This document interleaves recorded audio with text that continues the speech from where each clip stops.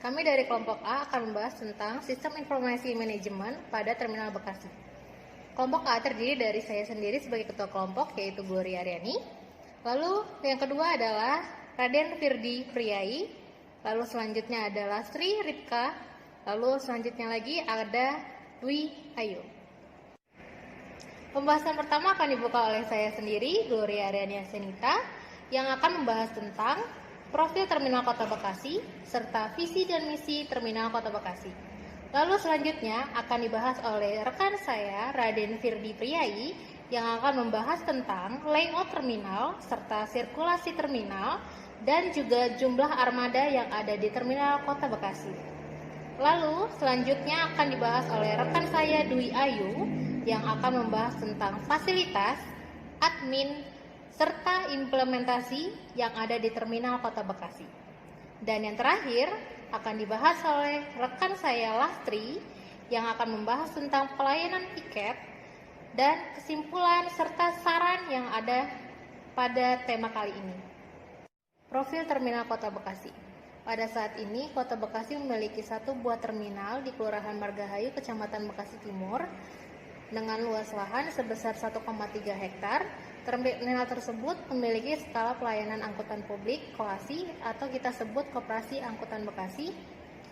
Bis dalam kota terdiri dari AKDP atau Angkutan Kota Dalam Provinsi dan AKAP, Angkutan Kota Antar Provinsi. Terminal Induk Kota Bekasi beroperasi selama 24 jam dan memiliki berbagai fasilitas utama maupun fasilitas penunjang yang digunakan oleh penumpang yang masuk ke dalam Terminal Induk Kota Bekasi. Visi dan misi Terminal Kota Bekasi. Visi Terminal Kota Bekasi yang pertama, meningkatkan kelancaran dan ketertiban berlalu lintas.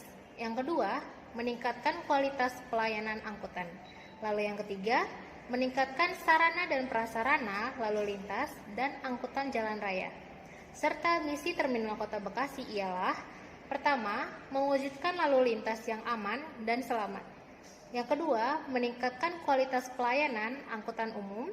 Dan yang terakhir, menyediakan sarana dan prasarana lalu lintas dan angkutan jalan yang prima. Oke, Assalamualaikum warahmatullahi wabarakatuh. Nama saya Raden Firdi Priai. Saya akan menjelaskan materi selanjutnya mengenai layout Terminal Bekasi. Layout ini diambil berdasarkan bentuk fisik dari Terminal Induk Bekasi itu sendiri. Layout ini adalah tampilan sirkulasi yang ada pada Terminal Induk Bekasi.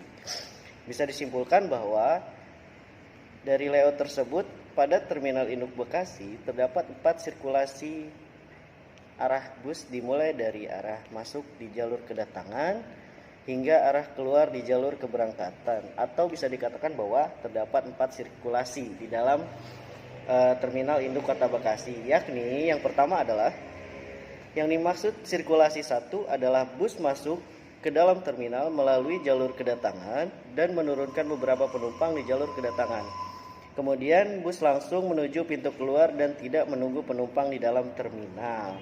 Itu penjelasan dari sirkulasi 1. Untuk sirkulasi kedua, bus masuk ke dalam terminal melalui jalur kedatangan dan menurunkan beberapa penumpang di jalur kedatangan. Kemudian bus tersebut parkir di tempat parkir bus yang telah disediakan atau di belakang kantor terminal. Bus yang mengikuti sirkulasi ini atau sirkulasi kedua ini biasanya merupakan bus dengan rute jauh. Dan yang ketiga adalah sirkulasi yang ketiga atau sirkulasi 3. Bus masuk ke dalam terminal melalui jalur kedatangan dan menurunkan beberapa penumpang di jalur kedatangan. Kemudian, bus mengikuti jalur lintasan menuju jalur lintasan APTB atau Angkutan Perbatasan Terintegrasi Busway.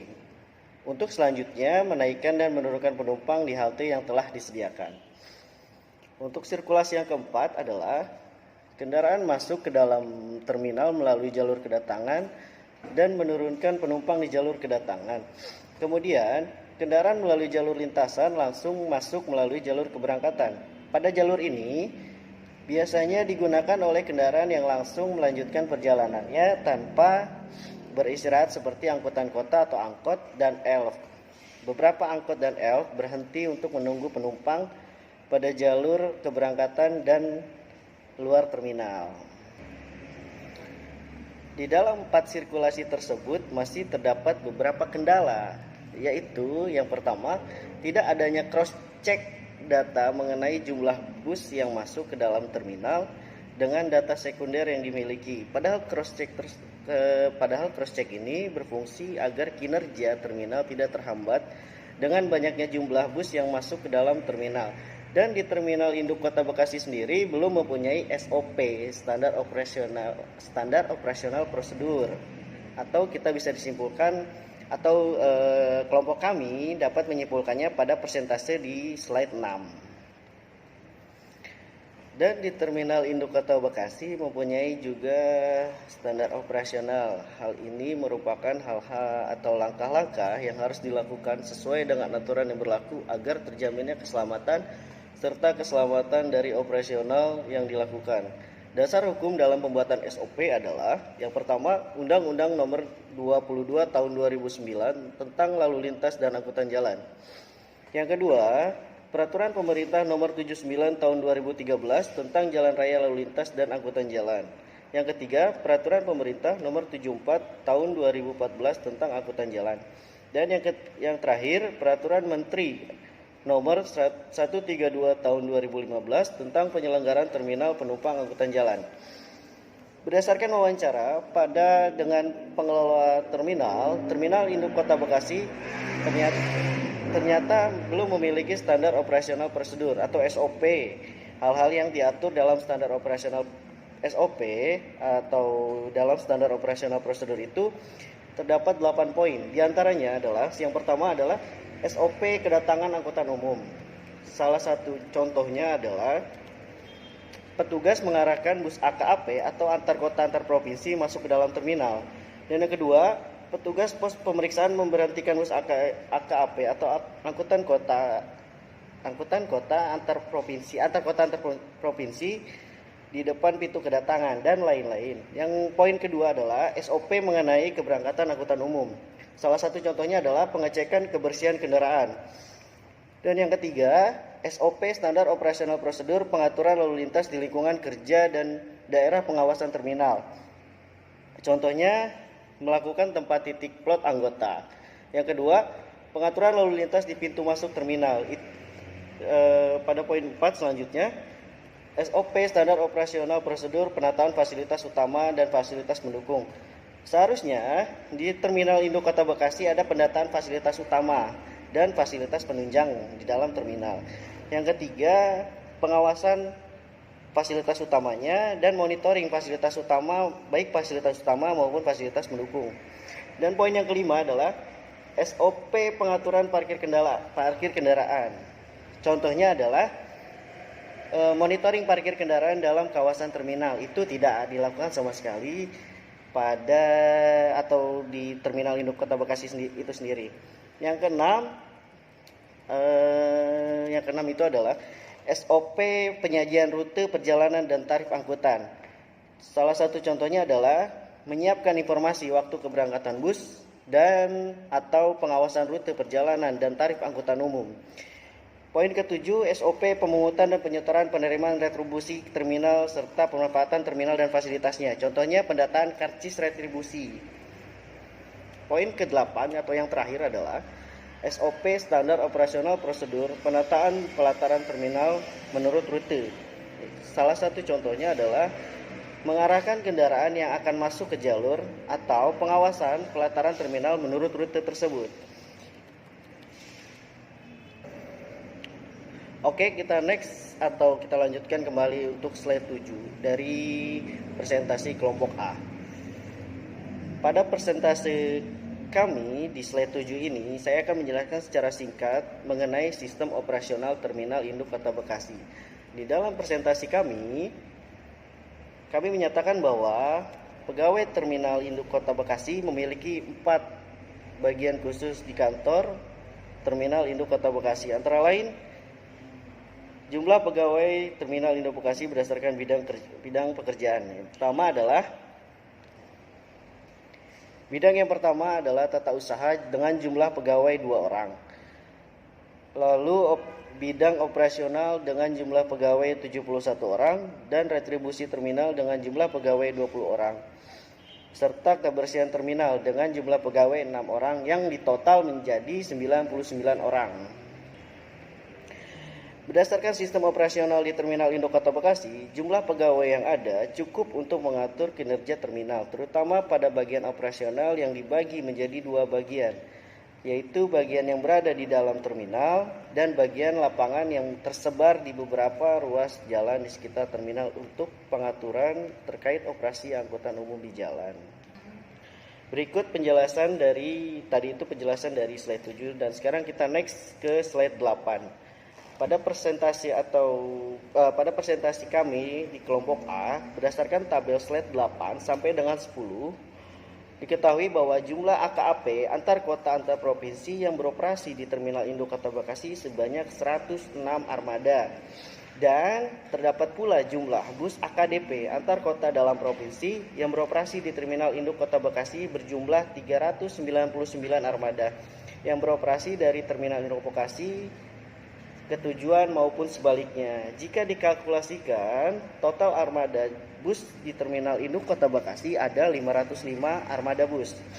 Dan angkutan umum yang diizinkan beroperasi di Terminal Induk Kota Bekasi antara lain adalah angkutan umum, ELF, bus AKAP antar kota antar provinsi dan AKDP antar kota dalam provinsi serta bus antar kota yang melayani rute Kota Bekasi menuju wilayah sekitar Jakarta atau dapat dikatakan memiliki jarak yang relatif lebih dekat. Sekian materi yang bisa saya sampaikan. Materi selanjutnya akan dijelaskan oleh rekan saya Dwi Ayu Setiaputri mengenai fasilitas yang terdapat di Terminal Induk Kota Bekasi dan sebagainya. Oke, untuk Dwi Ayu. Nama saya Dwi Ayu Setiaputri. Yang pertama saya akan menjelaskan fasilitas-fasilitas yang ada di Terminal Induk Kota Bekasi. Berdasarkan Peraturan Menteri Nomor 132 Tahun 2015 Pasal 20 menyatakan bahwa setiap penyelenggara terminal wajib menyediakan fasilitas yang memenuhi persyaratan keselamatan dan keamanan. Adapun beberapa fasilitas yang harus dipenuhi yaitu fasilitas utama dan fasilitas penunjang. Contoh dari fasilitas utama yaitu jalur kedatangan, jalur keberangkatan, tempat parkir bus, loket, papan pengumuman, bangunan kantor, papan tarif per trayek. Adapun fasilitas penunjang yaitu toilet, musola, dan warung. Nah, ada beberapa fasilitas yang belum tersedia di Terminal Induk Kota Bekasi. Contohnya seperti fasilitas kesehatan, alat pemadam kebakaran, fasilitas pengelolaan lingkungan hidup, penanganan pengemudi, dan lain-lain. Nah, yang kedua saya akan menjelaskan tentang implementasi pelayanan di Terminal Induk Kota Bekasi.